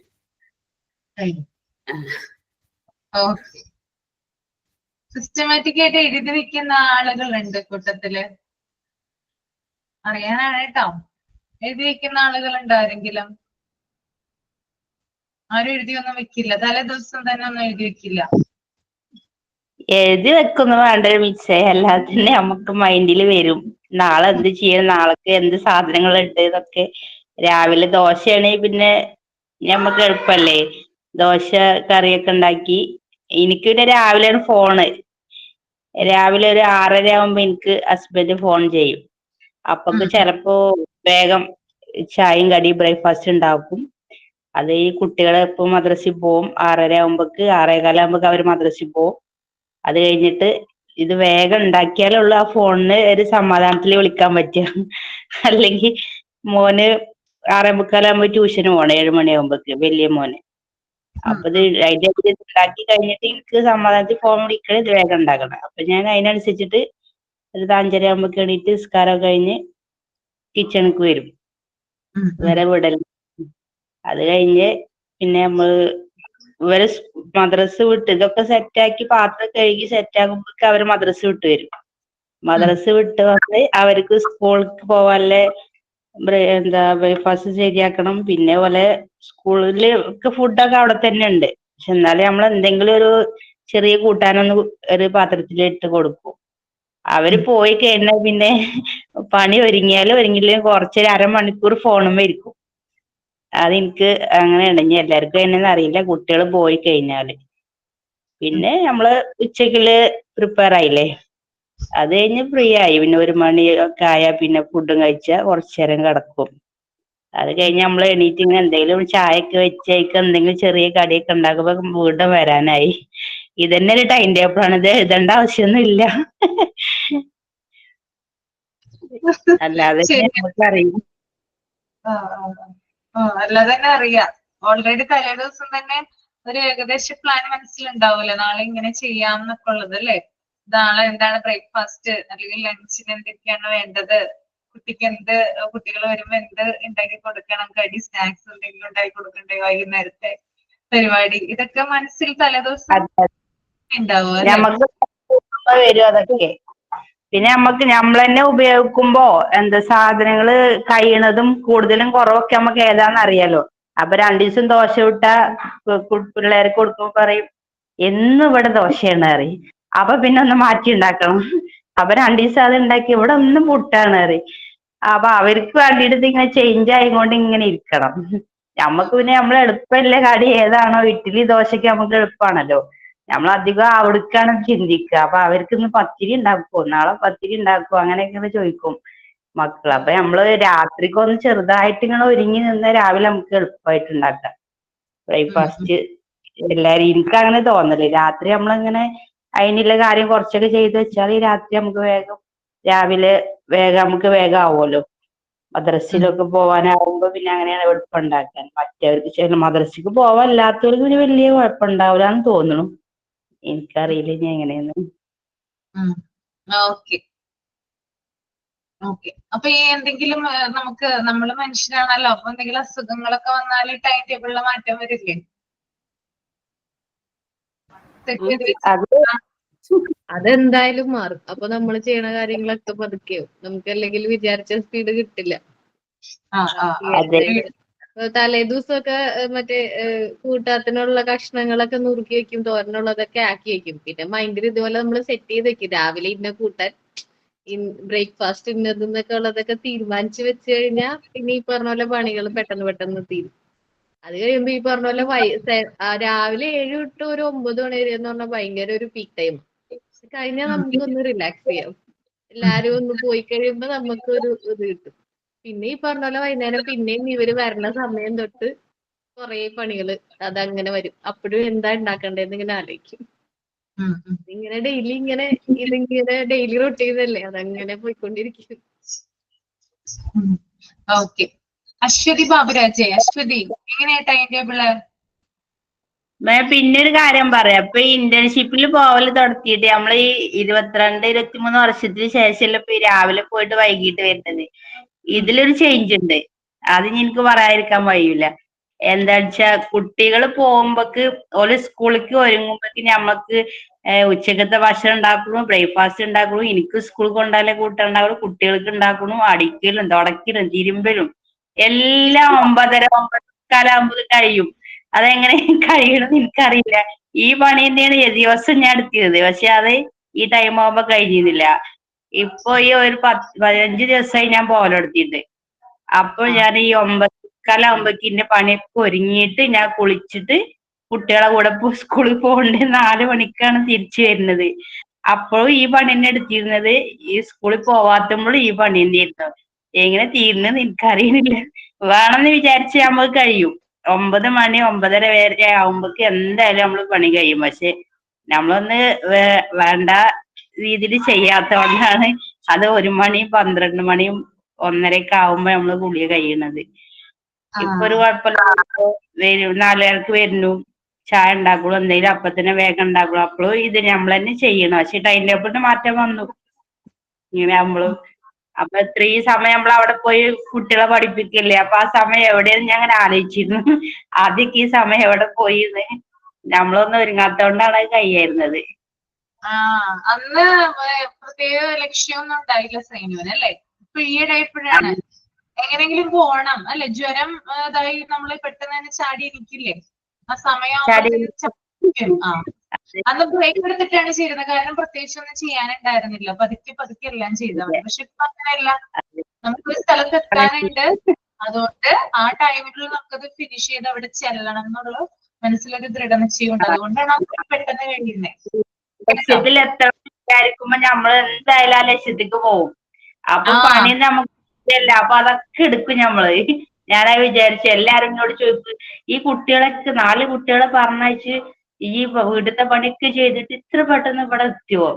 അപ്പൊ ഞാൻ പറയാം, അത് വരണം എന്ന് വിചാരിക്കുമ്പോ നമ്മൾക്ക് ആ പണിയൊന്നും ഒരു വിഷയാവില്ല. അതൊക്കെ നമ്മൾ ചെയ്യും. രാവിലെ തന്നെ എല്ലാ പണിയും തീർത്തിട്ട് വന്നിട്ട് പണിയെടുക്കാൻ എനിക്ക് ഇഷ്ടമല്ല. രാവിലെ ഫുള്ള് പണി കഴിഞ്ഞിട്ട് അപ്പൊ നമുക്ക് ചെയ്യാൻ കഴിയും. നമ്മൾ നന്നായി ചെയ്യാത്തോണ്ടാണ്. വേറെ പണിയൊന്നും ഇല്ലല്ലോ, കുട്ടികൾ പോയാൽ ഫ്രീ ആയില്ലേ. അപ്പൊ നമ്മൾ അങ്ങനെ ആക്കും. ആവശ്യത്തിന് ചെയ്യുള്ളൂ. അപ്പൊ ഒരു പണി എന്തായാലും നമുക്ക് വേണമെന്നാണ് ശരിക്ക്. ജോലി വേണം, എന്നാലേ നമ്മള് കാര്യങ്ങളൊക്കെ മുന്നോട്ട് പോവുകയും ചെയ്യാ, ജോലിയും ചെയ്യാം. അതാണ്. നമ്മൾ എവിടെയെങ്കിലും പോണം എന്ന് വെച്ചിട്ടുണ്ടെങ്കിൽ ആ സമയത്ത് പോണം എന്ന് വയ്ക്കുമ്പോ നമ്മള് വേഗം എല്ലാം ചെയ്തിട്ട് പോവാനായിട്ട് റെഡി ആവൂല, ടൈം നോക്കിയിട്ട്. ടൈം ആകുമ്പോ നമ്മള് സെറ്റ് ആവും അതിന്.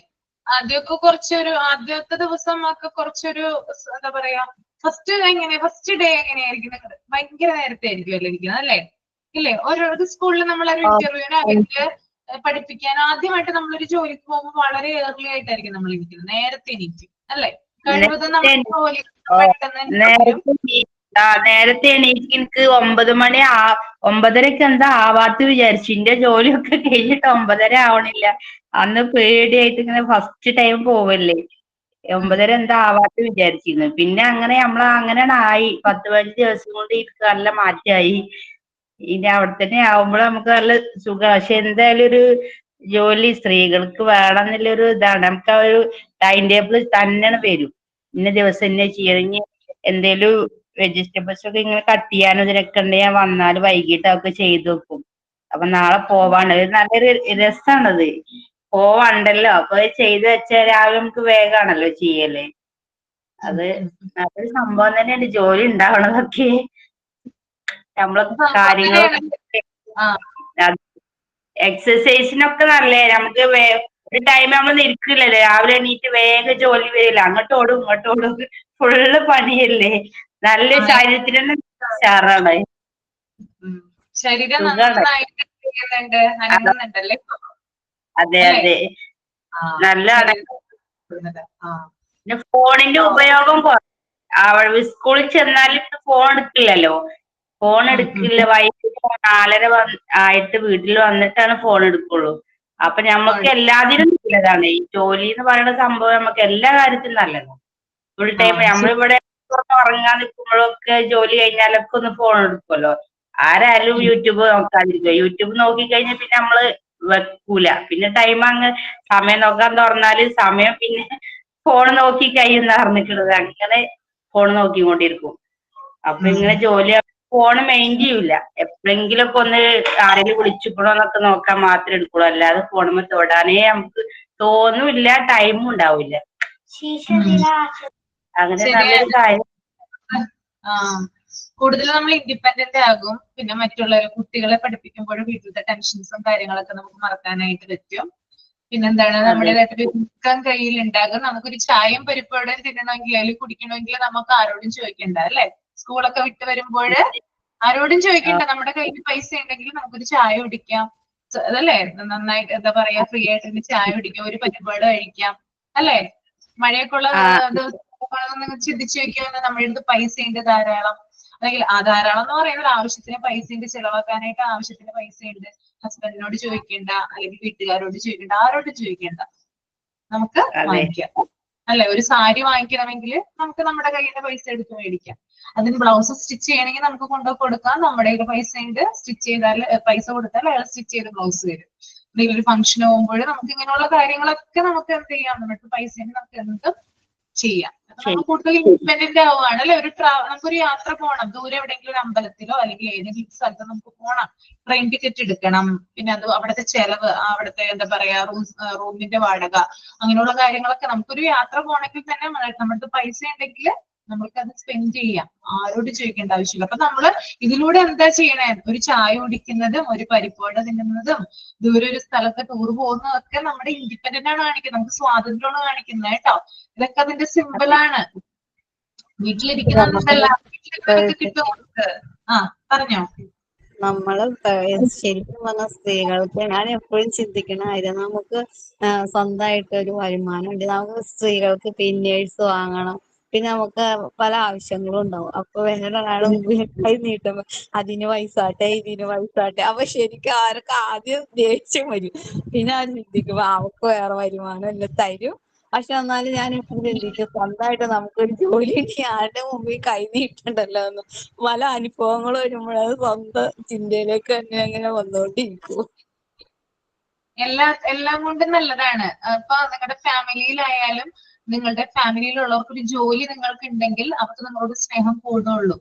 നമ്മൾ പറയും പണം എന്താ പറയാ എല്ലാത്തിനും ആധാരം പണമല്ലെന്ന് നമ്മൾ പറയും. പക്ഷെ പണം ഒരു ഫാക്ടർ തന്നെയാണ്. പണം എല്ലാത്തിനും, അതായത് ഇപ്പൊ പണം ഉള്ളവര് ധാരാളം ഉണ്ട്, പക്ഷെ അവർക്കൊക്കെ നല്ല രീതിയിൽ ജീവിക്കാൻ പറ്റുന്നുണ്ടോ അല്ലെങ്കിൽ സമാധാനം കിട്ടുന്നുണ്ടോ എന്ന് നമുക്ക് പറയാനായിട്ട് പറ്റില്ല. പക്ഷെ പണം നമ്മുടെ ജീവിതത്തിൽ, ഭൂമിയിൽ നമുക്ക് ജീവിക്കാനായിട്ട് പണം ആവശ്യം തന്നെയാണ്. പണം ഒരു ഫാക്ടർ തന്നെയാണ്. ഇപ്പൊ ഹസ്ബൻഡിനോട് ധാരാളം കാര്യത്തിന് നിങ്ങൾ കൈനീട്ടുവാണെങ്കിൽ, അല്ലെങ്കിൽ നിങ്ങളുടെ അച്ഛനമ്മമാരോട് അങ്ങനെ കൈനീട്ടുവാണെങ്കിൽ അവർക്ക് സ്വാഭാവികമായിട്ടും 2 or 3 തവണ ചോദിക്കുമ്പോൾ നമുക്ക് എടുത്തു തരും. പിന്നെയും ചോദിക്കുമ്പോൾ ഒരു മടുപ്പ് അവിടെ അനുഭവപ്പെടാൻ സാധ്യതയുണ്ട്. ചിലപ്പോ അവര് തുറന്നു പറയില്ലായിരിക്കും, എന്നാലും ഒരു ഇത് എന്താ പറയാ ഒരു മടുപ്പ് അവിടെ ഫീൽ ചെയ്യും. അപ്പോ നമുക്ക് കൂടുതലും എന്താ പറയാ നമുക്ക് പണം നമ്മുടെ കയ്യിൽ വരുമാനം ഉണ്ടെങ്കിൽ അതൊരു എന്താ പറയാ നമുക്ക് ഇത്തിരി എന്താ പറയാ അവരുടെ അടുത്ത് എത്താൻ കഴിഞ്ഞില്ലെങ്കിൽ കൂടിയും അവരുടെ ഒപ്പത്തിന് അവരുടെ ഷോൾഡറിന്റെ താഴെയിട്ട് നമുക്ക് 1 ഇഞ്ച് താഴെയിട്ട് നിൽക്കാം. റെസ്പെക്ട് നമുക്ക് കിട്ടും. അത് നമുക്ക് വ്യത്യാസം മനസ്സിലാവും. ഇപ്പൊ ഒരു വ്യത്യാസം മനസ്സിലാക്കുന്നവരുണ്ടെന്ന് ഞാൻ വിചാരിക്കുന്നു. മാത്രമല്ല നേരെ തിരിച്ചു വരാം. നമ്മളിപ്പോ ഹസ്ബൻഡിനോടാണ് ഒരു 10 രൂപ ചോദിക്കുന്നതെങ്കിൽ നാളെ ഒരു കാലത്ത് അവര് നിങ്ങളോട് 10 രൂപ ചോദിക്കും. അപ്പൊ നമ്മൾ എടുത്ത് കൊടുക്കുമ്പോൾ നമുക്ക് കിട്ടുന്ന ഒരു സാറ്റിസ്ഫാക്ഷൻ, ഒരു സന്തോഷമുണ്ട്. ഇത്രയും കാലം നമ്മളാണ് അവരോട് ചോദിച്ചത്. ഒരു സന്ദർഭത്തിൽ അവർക്ക് എന്തെങ്കിലും ഒരു ക്രൈസിസ് വന്നു കഴിഞ്ഞാല് അവർ നിങ്ങളോട് ചോദിക്കും. അപ്പൊ നിങ്ങൾ എന്ത് ചെയ്യണം? കൊടുക്കണോ കേട്ടോ, കൊടുക്കാതിരിക്കരുത് കേട്ടോ. നമ്മൾ നമ്മുടെ ഫാമിലിക്ക് വേണ്ടിയാണ് ജീവിക്കുന്നത് അല്ലെ. ഒരു ക്രൈസിസ്, അതായത് 2 പേരും അന്യോന്യം താങ്ങാകണം എപ്പോഴും. അതായത് ഭാര്യക്കൊരു ക്രൈസിസ് വരുമ്പോൾ ഭർത്താവിന് ഒരു ക്രൈസിസ് വരുമ്പോൾ ഭാര്യയും താങ്ങാവണം. അപ്പൊ താങ്ങാവാനും കൂടി വേണ്ടിയിട്ടാണ് നമ്മുടെ കയ്യിൽ എന്ത് വരുന്നത്, ഇൻകം വരുന്നത് കേട്ടോ. നമുക്ക് ചായ കുടിക്കാനും പരിപ്പുവട തിന്നാനും അമ്പലത്തിൽ പോകാനും അല്ലെങ്കിൽ ഇവിടെ ടൂർ പോകാനും മാത്രമല്ല, പരസ്പരം നമ്മുടെ ലൈഫിൽ അങ്ങോട്ടും ഇങ്ങോട്ടും ഒരു ക്രൈസിസ് വരുന്ന ആ ഒരു ഘട്ടത്തിലും കൂടി കൈത്താങ്ങാവാൻ വേണ്ടിയിട്ടാണ് നമുക്ക് എന്ത് തരുന്നത്, ഈശ്വരനൊരു ജോലിയും അതുപോലെ തന്നെ പണവും നമ്മുടെ മുമ്പിൽ കൊണ്ടുതരുന്നത്. ഓക്കെ, അപ്പൊ അത് ശരിയായ രീതിയിൽ ഉപയോഗിക്കുക. ഓക്കെ, എല്ലാവരും ശരിയായ രീതിയിൽ തന്നെ ഉപയോഗിക്കുന്നു വിചാരിക്കുന്നു. കാരണം എല്ലാവർക്കും നിധി കിട്ടിയ പോലെയാണ് ഒരു ജോലി കിട്ടുന്നത് അല്ലെ. വളരെ നാള് കാത്തിരുന്നിട്ടാണ് അനേകം ആളുകൾക്ക് എന്ത് കിട്ടുന്നത്, ജോലിയൊക്കെ കിട്ടുന്നത് അല്ലെ. ഇക്കൂട്ടത്തിൽ തന്നെ ധാരാളം പേര് ഉണ്ടെന്ന് എനിക്കറിയാം. അപ്പൊ അവര് നല്ല രീതിയിൽ തന്നെ ആ കിട്ടുന്ന വരുമാനം നല്ല രീതിയിൽ ഉപയോഗിക്കുന്നു എന്നും എനിക്കറിയാം. അപ്പൊ അതങ്ങനെ തന്നെ എന്ത് ചെയ്യുക, മുന്നോട്ട് പോവുക കേട്ടോ. ഓക്കെ, അപ്പൊ നമുക്കിനി അടുത്തതിലോട്ട് പോകാം. ടൈം ടേബിൾ പറഞ്ഞതാണ് ഇത്രയും കാര്യങ്ങളിലേക്ക് എത്തിയത് കേട്ടോ.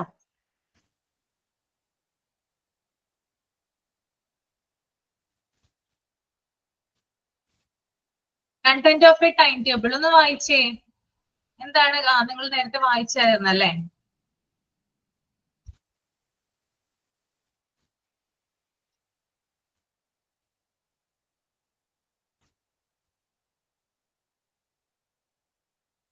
എന്തൊക്കെയാണ് ടൈം ടേബിളിന്റെ കണ്ടന്റ്? ഫസ്റ്റ് വൺ നോക്കിയേ നിങ്ങള്. അതായത് ഒരു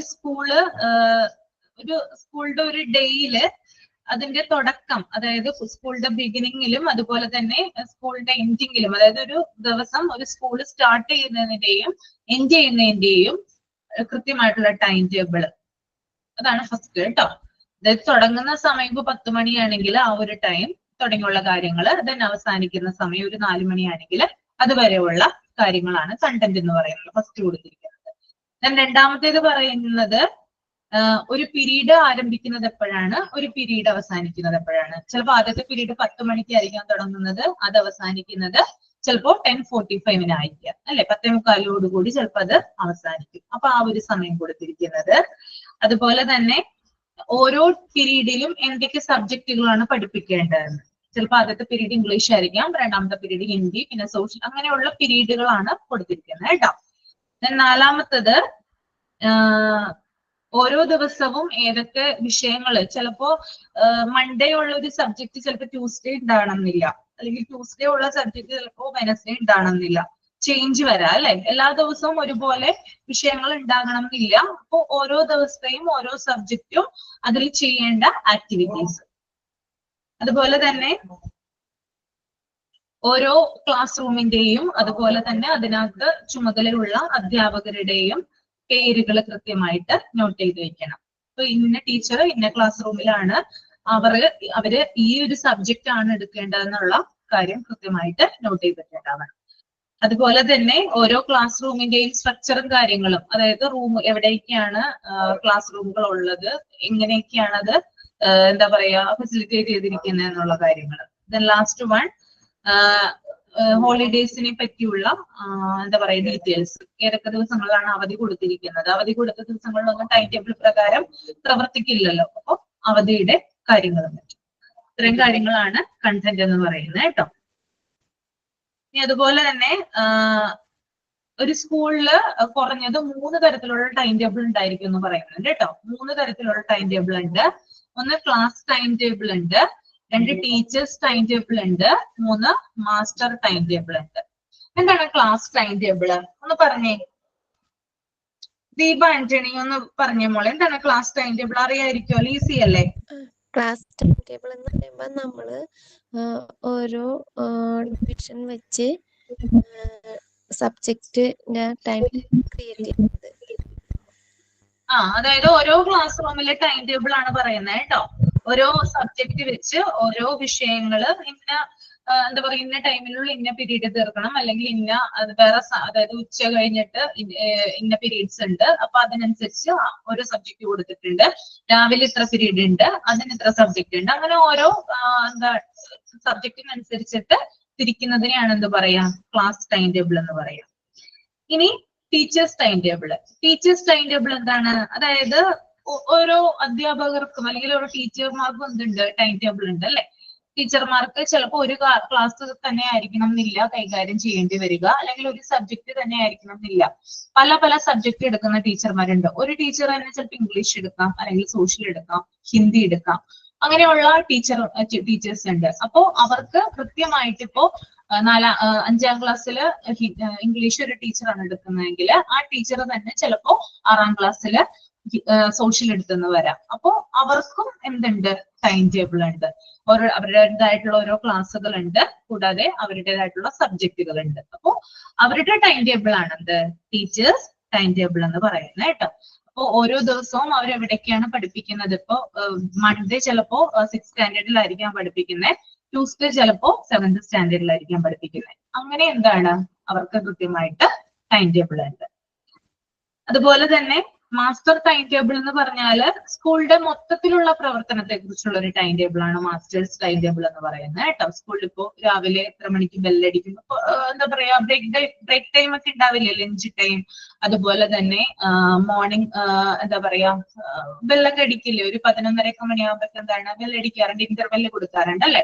അതുപോലെ ഒരു 3 മണി കഴിയുമ്പോൾ കൊടുക്കാറുണ്ട്. അപ്പോ അങ്ങനെയുള്ള കാര്യങ്ങള്. ദെൻ അതുപോലെ തന്നെ എന്താ പറയാ ഓരോ പ്രവർത്തനങ്ങൾക്കും ഇപ്പോ രാവിലെ തന്നെ ഉച്ച ഭക്ഷണം തയ്യാറാക്കുന്ന സ്കൂളുകളൊക്കെ ഉണ്ടല്ലോ. അപ്പൊ അവരുടെ എപ്പോഴാണ് ആ ഒരു ഇത് സ്റ്റാർട്ട് ചെയ്യുന്നത്, എപ്പോഴാണ് അത് അവസാനിപ്പിക്കുന്നത്. അതുപോലെ ചില സ്കൂളുകളിൽ മിൽക്കും അതുപോലെ എഗ്ഗൊക്കെ കൊടുക്കുക അല്ലെ. അപ്പൊ അങ്ങനെയുള്ള കാര്യങ്ങളൊക്കെ പ്രൊവൈഡ് ചെയ്യണം. അതുകൂടാതെ ചില വിസിറ്റേഴ്സും കാര്യങ്ങളൊക്കെ വരുന്നുണ്ടെങ്കിൽ അവരെപ്പോഴാണ് അകത്തേക്ക് കയറ്റി വിടേണ്ടത്.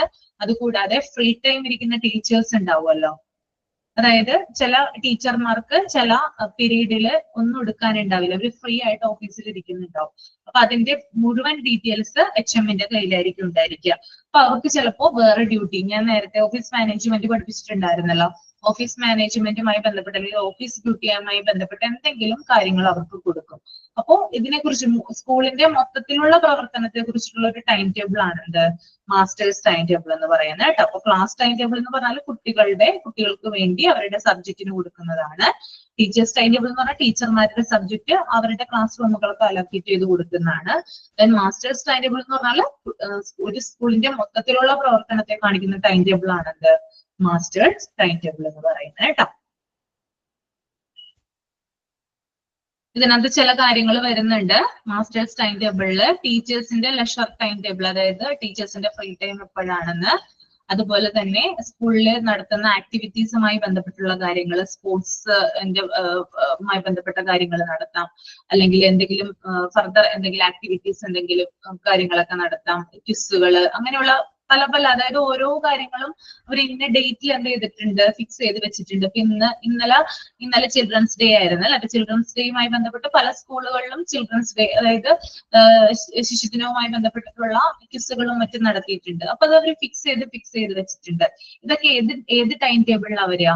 മാസ്റ്റേഴ്സ് ടൈം ടേബിളിലാണ് വരിക. ഓക്കെ, അപ്പൊ അതാണ് ആക്ടിവിറ്റീസ് ടൈം ടേബിൾ എന്ന് പറയുന്നത്. അതുപോലെ തന്നെ റൂം ടൈം ടേബിൾ, ഓരോ റൂമുകളും, അതായത് ഇന്ന റൂമുകൾ, ഇന്ന ക്ലാസ് റൂമുകളുമായി ബന്ധപ്പെട്ടിട്ടുള്ള കാര്യങ്ങളെ കുറിച്ചിട്ടുള്ളത്.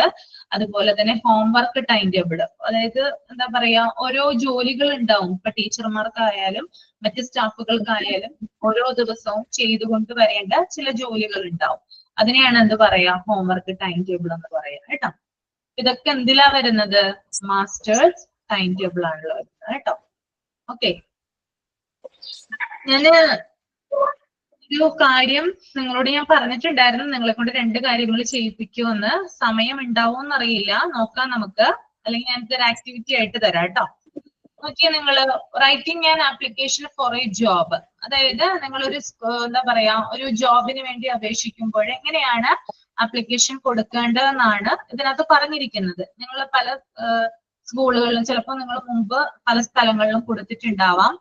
ഇനി കൊടുത്തിട്ടില്ലാത്തവരാണെങ്കിൽ ഇനി കൊടുക്കാനായിട്ട് പോകുന്നുണ്ടാകും. അപ്പൊ നമ്മൾ ഈ ഒരു ഫോർമാറ്റിലാണ് എന്ത് ചെയ്യേണ്ടത്, നമ്മുടെ ആപ്ലിക്കേഷൻ റെഡി ആക്കേണ്ടത്. കൊടുത്തിട്ടുണ്ടോ ആപ്ലിക്കേഷൻ ഇതിനു മുമ്പ് ആരെങ്കിലും സ്കൂളുകളില്?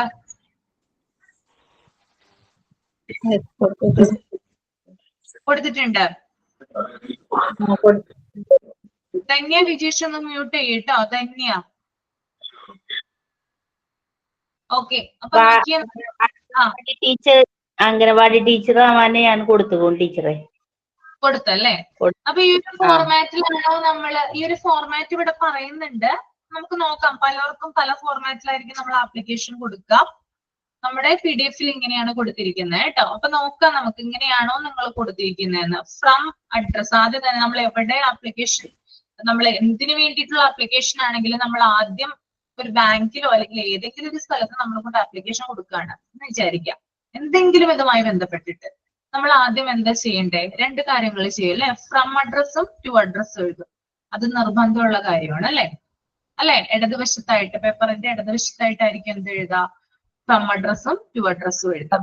ഓക്കെ, ഫ്രമില് നിങ്ങളുടെ പേര്, അതുപോലെ തന്നെ നിങ്ങളുടെ അഡ്രസ്സ്. ഇപ്പൊ സൈനു നെയിം സൈനു എന്ന് കൊടുക്കുക. സൈനുവിന്റെ അഡ്രസ്സ്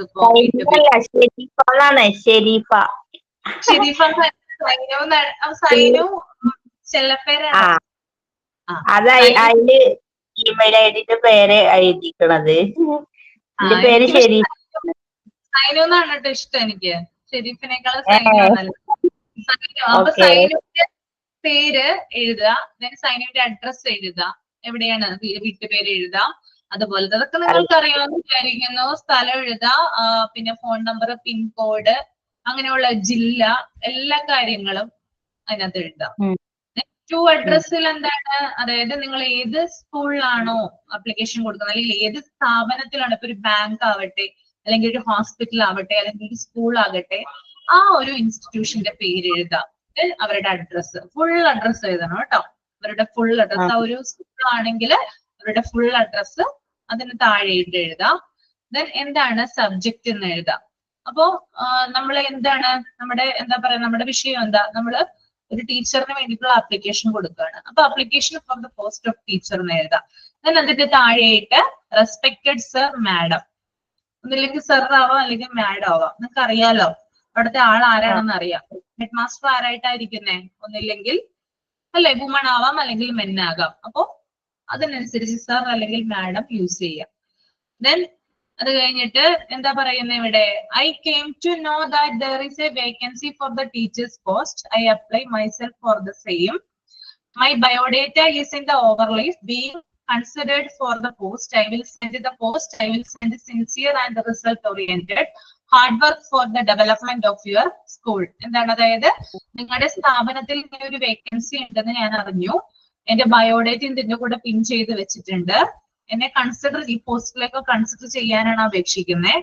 ഞാൻ എന്താ പറയാ, ഇത് എന്ത് മീഡിയം ഉപയോഗിച്ചിട്ടാണോ നിങ്ങൾ ഇത് പോസ്റ്റ് ചെയ്യുന്നത്, ആ ഒരു കാര്യം അവിടെ മെൻഷൻ ചെയ്യുക.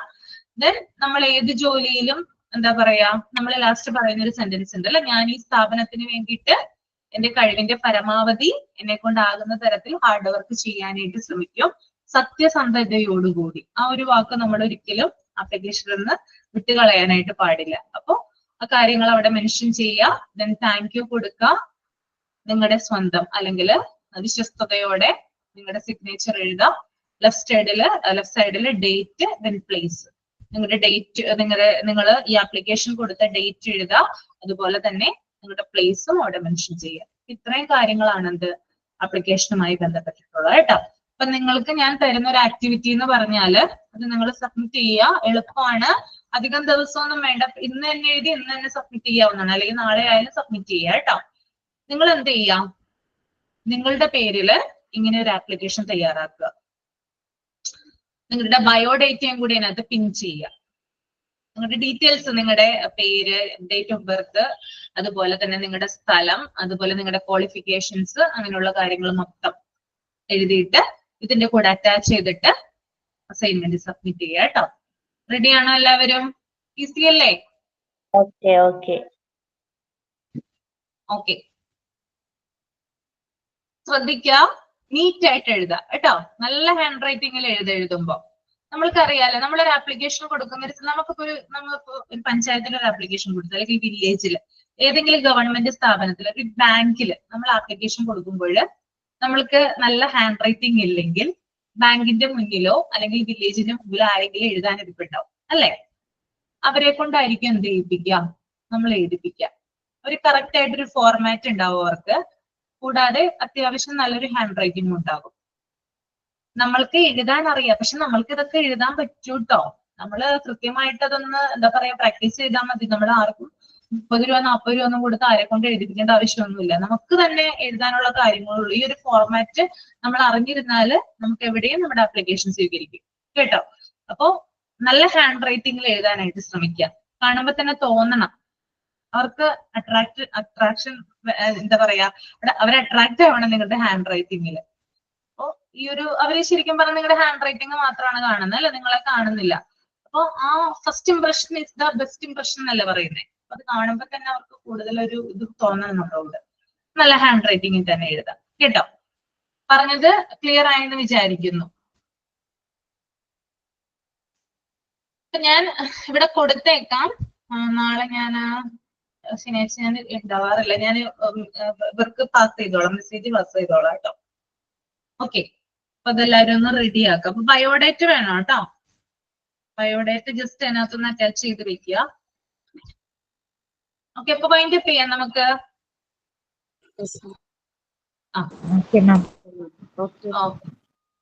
Okay, thank you. Good night. Thank you ma'am. Good night.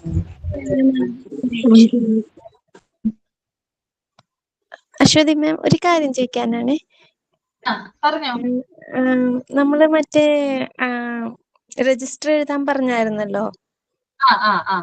അപ്പൊ അതിന് നമ്മള് പേര് മെൻഷൻ ചെയ്യണോ, അങ്ങനെയാണോ മാം പറഞ്ഞത്? പേര് വേണം, പേര് വേണം. എന്നാലല്ലേ അവര് ലീവാണോ അബ്സെന്റ് ആണോ എന്നൊക്കെ അറിയാൻ പറ്റുള്ളൂ. Okay okay. കഴിവതും നേരത്തെ ചെയ്യട്ടോ, കൊടുത്തിട്ടില്ലാത്തവര്. ഓക്കെ, എന്താ അത് നമ്മളിപ്പോ ഈ ആപ്ലിക്കേഷന്റെ ഇതല്ല, അസൈൻമെന്റിലോ അല്ലാതെ വേറെ എന്താ പറഞ്ഞത്? ആപ്ലിക്കേഷൻ അതാ ചെയ്യേണ്ടത്. നിങ്ങൾ നിങ്ങളുടെ പേരും അഡ്രസ്സും വെച്ചിട്ട് ഒരു ആപ്ലിക്കേഷൻ റെഡി ആക്കുക, എന്നിട്ട് അത് സബ്മിറ്റ് ചെയ്യുക കേട്ടോ. Okay okay okay. ഈ ഒരു ഫോർമാറ്റിലാണ് ചെയ്യേണ്ടത് കേട്ടോ. ഇത് തന്നെ നോക്കിയിട്ട് നിങ്ങളുടെ പേര് അതിനകത്ത് മെൻഷൻ ചെയ്താൽ മതി, പേര് അഡ്രസ്സ് കാര്യങ്ങളൊക്കെ കേട്ടോ. ഓക്കെ, പിന്നെ ബയോഡേറ്റ ചെയ്യാം. ബയോഡേറ്റ പിന്നെ മറ്റേ ഇംഗ്ലീഷ് സാറ് ഒരു ഇത് ചെയ്യിപ്പിച്ചായിരുന്നു. ഇത് നമ്മൾ ഫോർമാറ്റ് അപ്ലൈ ചെയ്യണതിന്റെ ഇങ്ങനെ കുറെ എല്ലാം കൂടെ പറയിപ്പിച്ചായിരുന്നു. അതിന്റെ കൂടെ കരിക്കുലം വെച്ചൊക്കെ വെച്ച് അത് അങ്ങനെ ചെയ്യിപ്പിച്ചായിരുന്നു കഴിഞ്ഞ ക്ലാസ്സിൽ. ആര് ചെയ്യിപ്പിച്ചായിരുന്നു? ഇംഗ്ലീഷ് സാർ ഇങ്ങനെ നമ്മളിങ്ങനെ ഓരോരുത്തരും ഇങ്ങനെ എഴുതിയിട്ട് അവരുടേതായ സെന്റൻസ് അങ്ങനെ പറയിപ്പിച്ചായിരുന്നു സാറ്. അത് ലാംഗ്വേജുമായി ബന്ധപ്പെട്ട് നിങ്ങളെ കൊണ്ട് തനിയെ എഴുതിപ്പിക്കാനായിട്ട് നമ്മുടെ സെന്റൻസ് ഒരു ഫോർമാറ്റ് തന്നിട്ടുണ്ട്. അപ്പൊ ആ ഫോർമാറ്റിൽ നിങ്ങളെ കൊണ്ട് ചെയ്യിപ്പിക്കുന്നതാണ്. Okay okay, thank you. Thank you ma'am. Good night. Thank you. Good night ma'am. Night.